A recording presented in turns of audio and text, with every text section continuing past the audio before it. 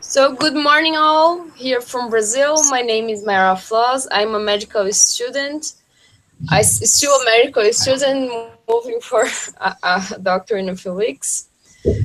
And today we are starting our rural cafe in natural disasters. We are a little bit later, but everybody is coming and we are able to start just now.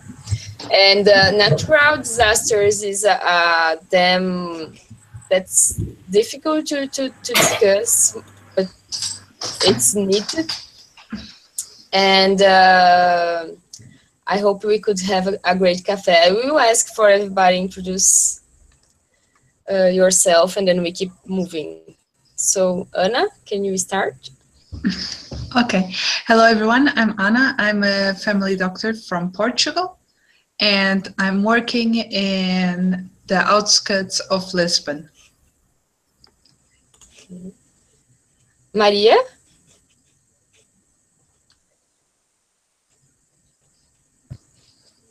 No, I think you muted. Yeah. Hello. Do you hear me? Yes. Okay, I'm Maria. I come from Greece.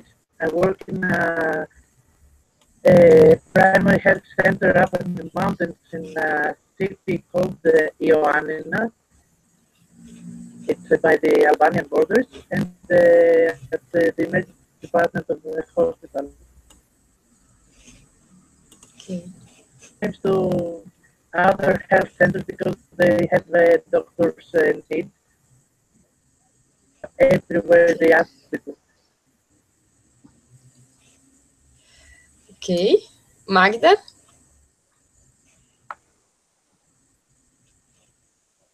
I think you muted now, Magda. You were...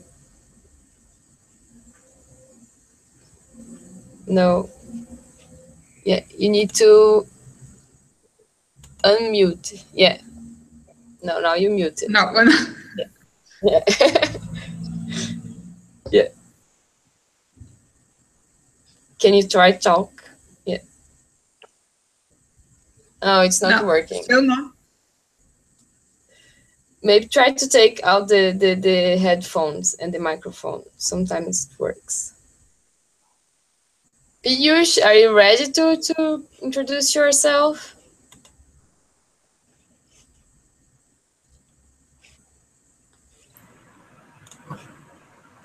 Hello. Hello, everybody. Hi. Hi, Myra. How are you? Fine, and you? Yeah, definitely I am fine. And I am really glad to join all of you for the first time in Rural Cafe and after the World Rural Health Conference. Sure. Hi, You can hi, introduce everybody. yourself. Okay. You are welcome, Piyush. We are very happy to have you here today. Have you sorted out what is going on?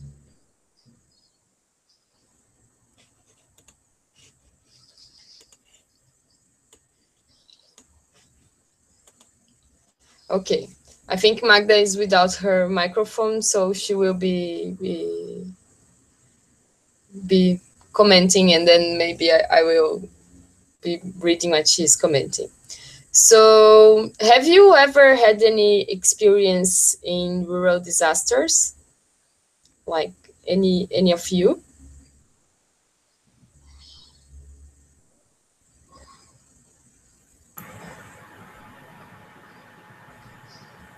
Yeah, go ahead, Piyush. Yeah, hello.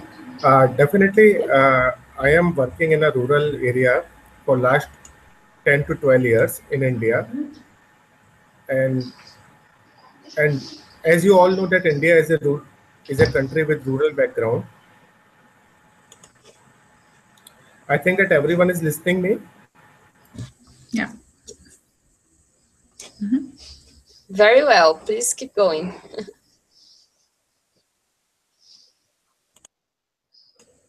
I think you muted you now, but we were hearing you before. Piyush. I think you muted yourself.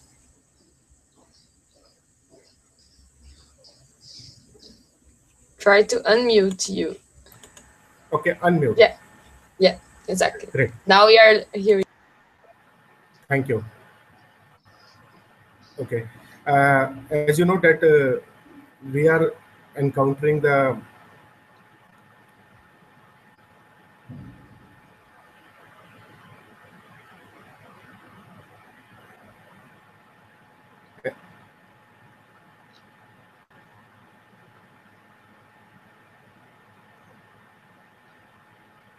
I am working in a government hospital in India, and we are serving lots of patients from the rural background and from the low socioeconomic class. And what we are feeling that not only in India but in the whole South Asian region,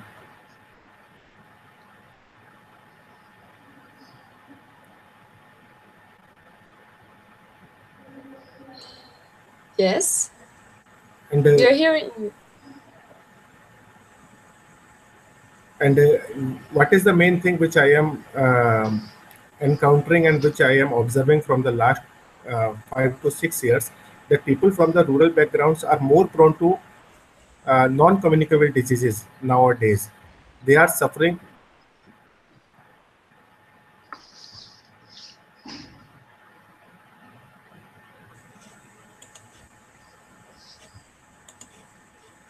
Piyush, we are hearing you. Please keep going. Okay, okay. People which we are seeing in our OPD and on daily basis, they are now as equal as they are suffering from heart diseases. Okay, okay. So these people are suffering from heart diseases, from diabetes, and strokes, and diseases were mainly prevalent in the urban areas only. But nowadays, people from rural background, they are very much uh, prone to these diseases due to different lifestyles, due to modern lifestyles, due to less of physical activities, due to unbalanced diets. So I think this is the natural disaster which we all are encountering in our countries, at our workplaces, and we should plan something globally to fight this emerging epidemic in the world. Sure. Great. Any of you have another experience in rural disasters? Maria, Anna. Yeah, Maria, please. Well, my experience is from it's something that happened for a year or so. It was an earthquake place here in the area where I live. On Greece, we have many earthquakes, but and we are getting used to it, so we know what we should do when something like this happens. But even though we face this phenomenon very often, it's really scary when you hear it and when you face it. No matter if you have a for. So, and also another thing that took place, like also in the same area where I worked, was before 3 years. It was raining for many days, so it was something like flood that people lost their houses because of the flood, and they had to go and they live in camps. And also then the same thing happened with the earthquake last year. But natural disasters. So you have many earthquakes. Yeah, earthquakes. Yeah, okay. And Anna, do you have any experience with natural disasters in Portugal? So our natural disasters right now, taking also a little bit what Piyush said about non-communicable diseases. Well, right now in Portugal, the our most decisive and most problematic thing is about the aging population, namely in rural areas, and how in villages older people are living alone. And currently in Portugal, we are having, unfortunately, we are in summer now, and we are having a lot of fires. So it's very difficult to manage and to teach the population or to give them any sort of help when it's an aging population where there's a lot of illiteracy and then they can't move, and the fires, they are spreading very quickly. So for us right now, this is one of the biggest problems for people. Okay. Rui, can you introduce yourself and maybe share a little bit of your experience? I think you're moving around. Okay. Until Rui find his way, I will share a little bit of my experience as well. We have a lot of, I went to the northeast of Brazil where we had a drought, really long, for 7 years when I was there. And it was quite scary for me, the way that you have no water to work, no water to even wash your hands sometimes. And it's a natural disaster, but it's a chronic one. It's not acute, like the non-communicable disease. And usually people think, like in the case of Maria, in more like acute one, like earthquakes, but also the chronic ones, it's quite hard to tell. And it struck me working in a rural area with no water, and all these fights, day by day fights, that people have to struggle for finding a way to eat, for finding a way to survive in a place with no water for 7 years. So Rui, would you like to talk about natural disasters? Yes, yes, it's nice to be here today. My name is Rui. I'm from Brazil.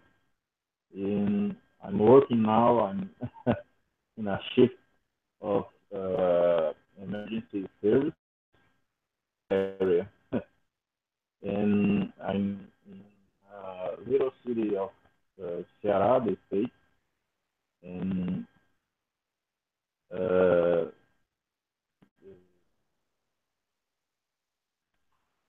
we're waiting for the calls. Are you listening me? Everyone is listening me? Yes? Okay. And I'm not Keep a going. family medicine.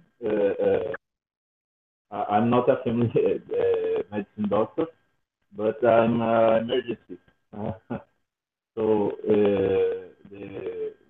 the places where I work uh, are some places are very rural too, um, like the place I am now, and we have many problems in emergency too.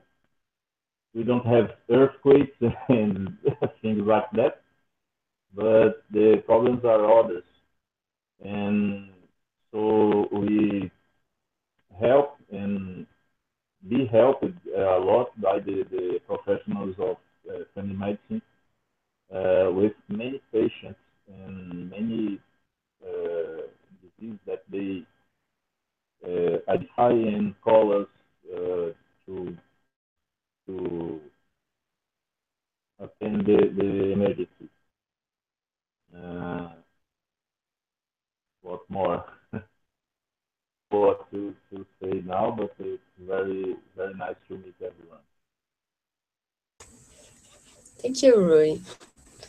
You're very welcome. So we have quite different kind of disasters here, and we have family doctors and family doctors participating today.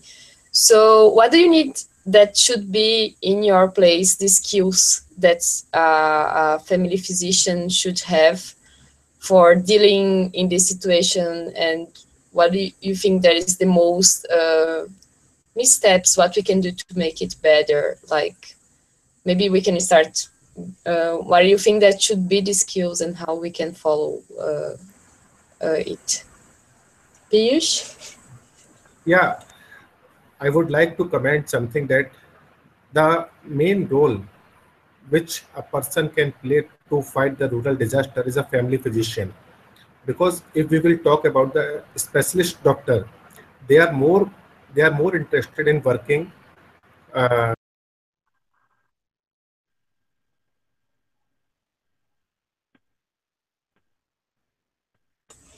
I think you muted yourself, Piyush. okay, I Okay. think it's fine now. Yeah. Yeah. So family physician is directly related to the rural people, and he is well accepted by the crowd also. Okay. Anyone of you? I think Piyush, you muted yourself again. I'm sorry for that. Yeah. Okay. It's Can you yeah, start again? uh, yeah, definitely. Uh, I yeah, I just want I just yeah, I just want to tell that a family physician can play a very important role in fighting the natural disasters. Yeah, definitely. Because a family physician is a doctor who is well accepted by the rural community, and he understands the local needs, the local deficit of the infrastructure, local deficit of the health facilities in the area, and what a family physician can observe in the local area, this can be a this can't be observed by any specialist who has the background of working in an urban area. So what I suggest that a family physician should uh, literate, should make the people, rural people, health literate. He should make the people more aware about the lifestyles, how to live healthy, how to protect themselves from affected by the diseases, what is the importance of hygiene, what is the importance of education. So these are the basic facts which a family physician in the contact of all rural people can spread, can observe, and can supervise also whether people are following these or not. So I think these are the basic thing. We all can give medicine to the people. This is the work of doctor. But what is the actual work of a family physician is to educate the people, educate the crowd, educate the rural people, because they don't have the literacy level so high as urban people. So family physician can do wonders.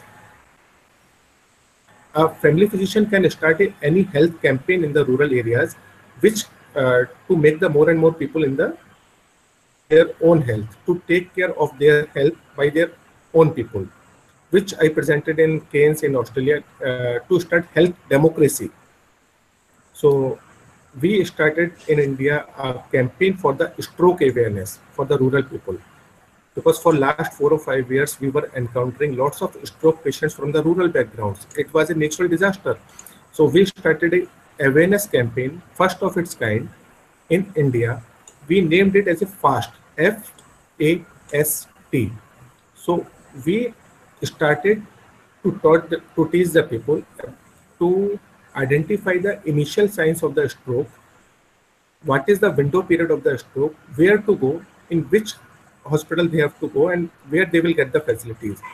For last 1.5 years, we were able to save more than 6 lives just due to increased awareness of the people.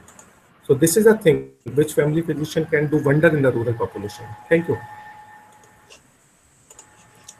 Great, Piyush. I think education is one of the basic tools. But even like, what do you think like the skills that the family physician should have, like for? Pardon, please.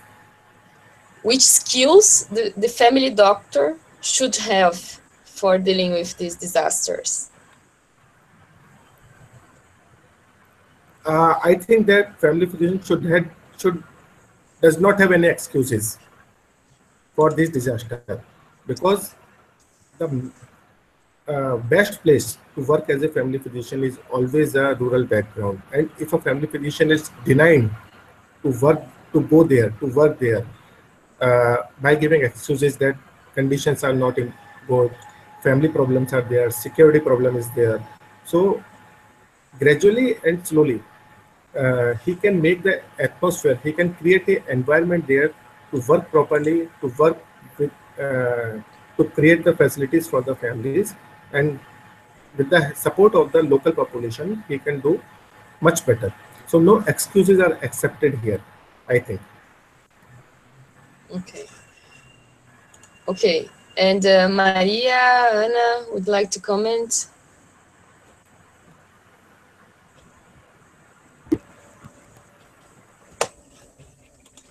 I believe when you work in such environment and you have to face natural diseases, no matter if they are earthquakes or people who are struggling to survive, you have to have first to have patience and be able to help them, and secondly to have um, skills like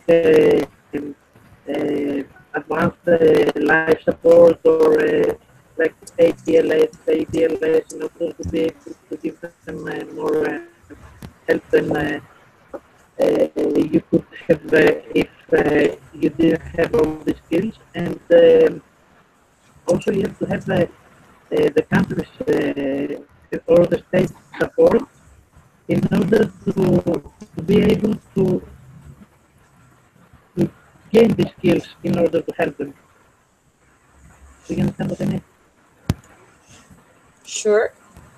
It's quite a little bit hard to understand, but life support skills to help the people in rural areas, isn't that? And be able to deal with these situations like the ability. I think it's a little bit of learning how to deal with. It's quite stressing also for the family physician or for the doctor that's dealing with the emergency and everything. I think you need to be prepared, like psychologically prepared for dealing with the whole situation in a natural disaster. Anna, would you like to You comment? should like Sorry? Yeah. adventures too. Sorry? I You think should? also to like adventure. Oh, you should like adventure. Yes, probably as well.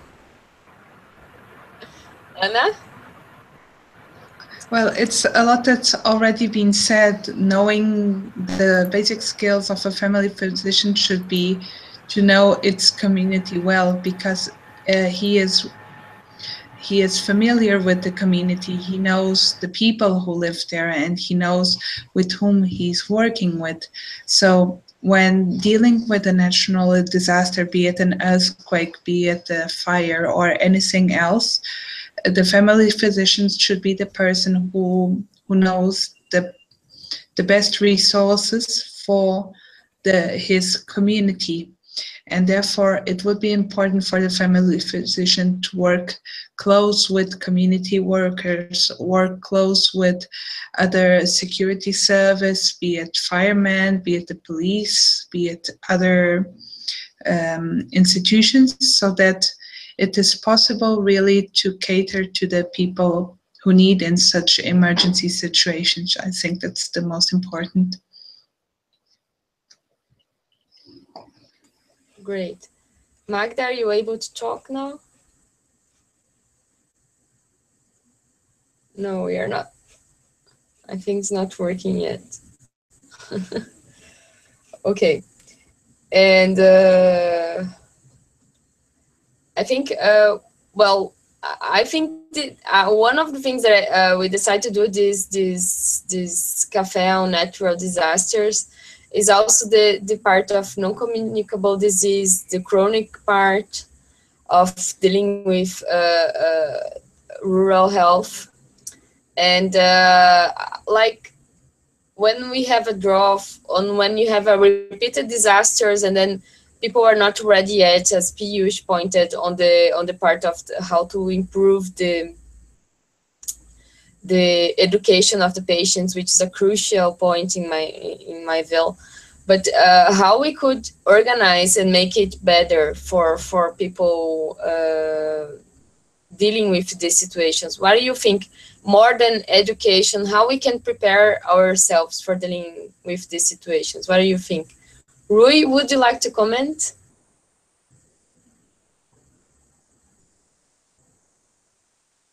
I think you need to unmute you. Yes, you see, disasters in general are very difficult to handle. It's not only precaution, it's not only prevention. That's the most important part. Probably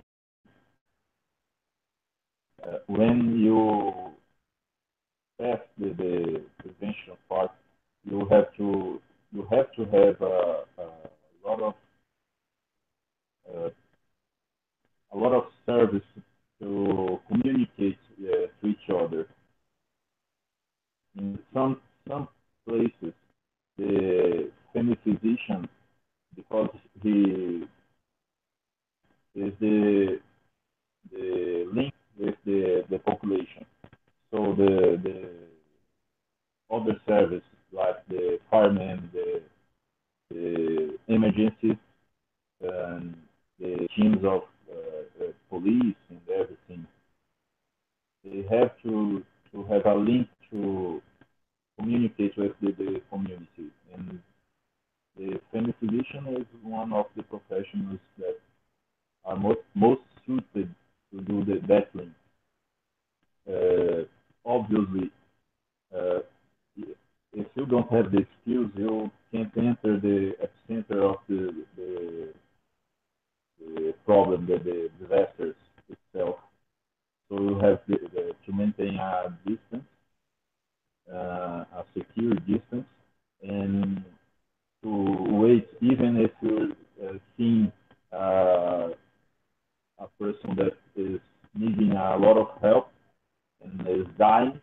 But if you go there without any prepare and you're not knowing how to walk in that scene, it's that you don't enter because you will be another victim, and we will lose the link that we had. You see, so it's better to wait and try to help all the people that can move. Obviously, depending on the team. When we have an explosion of chemical products, and then we have a field. So the things are very different. The way we walk into the scene are very different, and the way you can help the people is different too. So if you're not very well prepared for that, you wait for the services and try to help the people can come to you secure distance. It's not just wait. Sure. I think the part of networking, yes, like it's not, of course, it's the work also. It's a team. It's not just about one professional isolated, but we need to have the idea of the team working. I think, like if with a whole group of health professionals for dealing with this kind of situation. I think It's this that we are trying to think. Like, I think it's quite hard of how we can plan and how we can deal with more chronic disasters like drought or things that repeat, and then it's always kind of a surprise that we are having that natural disaster again, but you had it in the year before and the year before, and then you don't get prepared for it. I think it's quite common in Brazil that we are not quite prepared for dealing with this kind of situation, and I think you see a lot of to improve and much more in rural areas. Anna, do you like to comment in the non-communicable disease and also the fires in Portugal and everything? Well, it's a little bit, it's like you said, Mayara, it's those chronic things that happen all over again. So it's the drought, it's the fires, it's the same things. It happens all over again every year. And maybe it's really important for us as family physicians not only to focus on what we do in our clinic, but also see what the population is doing around us, so that um, they are uh, getting the education on how not to do the fires, or how they should be careful about this. Okay. Sure. Magda, did you solve your problem? Okay. No worries. You can comment on the chat, and then I can bring to the discussion anyway. I would like to comment one of the things that I experienced in the drought, and another thing that I experienced in the flood on the south of Brazil, and then in the drought in the northeast. When I was in the northeast, it was around 7 years without any rain, and then obviously people lose their plants and their crops, and most of the animals had died and everything, and there is few water for eating, drinking, hygiene, and all of this. And then this is quite hard to deal. And what happened is the clothes industries went there. They said, "Oh, you can do this, sew this piece of cloth, like just one part of it, like just this or just this." They sew it with the machine that the big industry give to them, but they need to pay the machine, and just for some cents of dollar, they work like 16 hours per day, and then they work these 16 hours per day because they don't have more the plants. They are in the rural area, so they do a slavery. So people are obligated to sew clothes, to have money to pay water. So, and this happens in a quite good numbers of cities in Brazil. And so because of the drought, people needed to submit themselves in a not fair enough work quality. They to have money to buy water and buy food and like this kind of thing. So it's quite hard for when you have the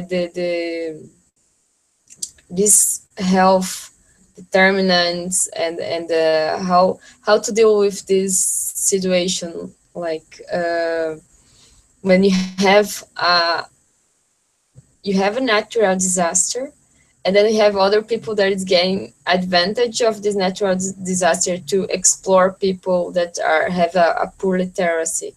So do you have any idea of how to deal with that? Maybe Anna or Rui? Yes, you see, that's a little difficult to talk about that because it's like it's very human to take advantage of other people. A very bad side of it. There are a lot of people that uh, talking before the acute that the disaster occurred, they occur, and after we save the people that are we have to prepare how to handle with the that has disease as consequence of the disaster, like bone crush and uh, let's say, uh, like the people that were under water that suffered with hypoxemia and in fires. We have a lot of chronic disease because of the smoke, and we have to prepare to take care of these people and the health service there because uh, patients that will need to be accompanied. Uh, uh, the thing you was talking, Mayara, about taking advantage upon another people, think that the like demand and offers. We still have a place that don't have to everyone. There will always be anyone to take advantage, economic advantage from this. And I think it's not a role that the doctors can resolve alone. You see, it's a thing that the government and the must go and resolve in a point that it's happening, but it's difficult for us to make it make that it doesn't happen. Sure. I will just add on your comments that Magda is writing a lot here to I will bring to the discussion. She's saying that we need to learn as a family physicians how to deal with the social health determinants, which is a great. It's one of the biggest challenges is dealing with that when you sometimes feel limited with and all the learning that you have sometimes is so limited when you face the day by day and the kind of lack of water or a lot of water on the food. So and also the patient advocacy when you need to deal with this the you need to empower people for fighting for their rights, and I think it's one of the great challenges. And then Amagda also wrote that there are two important points, and that primary care of the services, and the other is that to act as a coordinator of service must be protagonist of primary care professionals. So when the primary care professionals is acting with patients in where the things are happening actually, and then we have the secondary care and everything. So I think this is the main points. And also one of the questions that I would like to bring here before we finish is like how we can deal, like we have a disaster, an acute one like fires in Portugal or earthquakes, and then you give the instantaneously care and the care that's needed in that situation, but then the long-term care, like the trauma and the long-term process of everything. Do you have any insight to share, anything that you think that's great to do? Maybe Anna, would you like to comment? Or Okay, I can comment on that. It's really when someone loses, for example, in this fire, when someone loses everything that they had, it's a really traumatizing experience, and it goes on long term, not only if one loses material things, but if it's the lives of others, then of course, then the grief will be even stronger. So it would be important for physicians who work in areas where there is a high probability that there may be a natural disaster, that they have a plan designed as to how to act under those circumstances, be it then forming such things like support groups, be it doing empowerment of patient sessions, working with other community agents. So it might be good for physicians to collaborate strongly there, and to also to get some more education, so that the physician also has education on maybe on grief and on how to deal with those traumatizing experiences. That would also be a good idea. Magda, would you like to comment?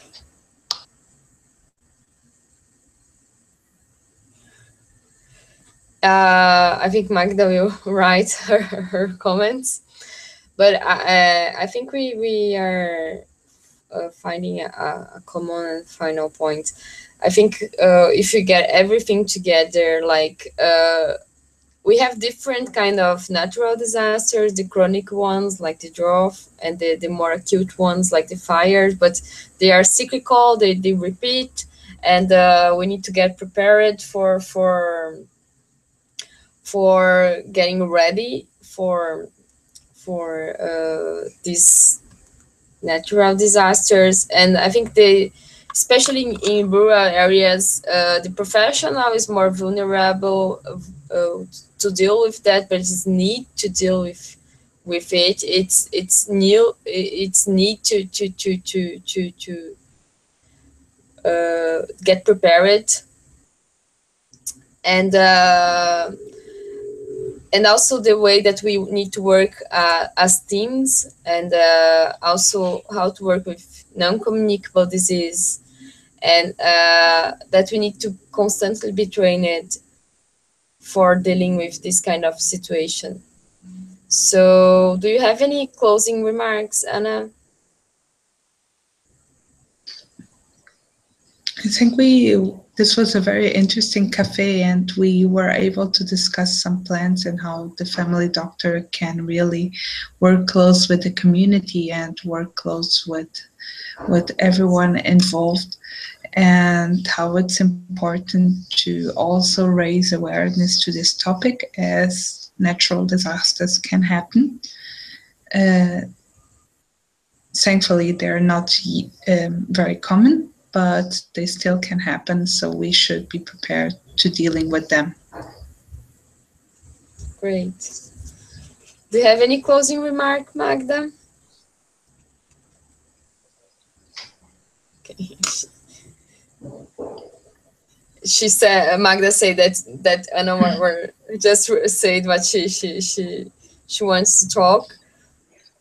Participate. I'm sorry that some people lose the call. We have some technical issues today.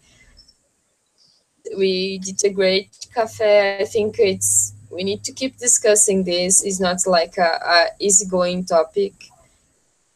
It's always happening. It's for sure now in some place in the world some people are dealing with natural disasters, chronic and acute ones, and we need to think on the isolation that you're dealing are being rural, and the need to communicate, and how we can support each other, train each other, and get ready.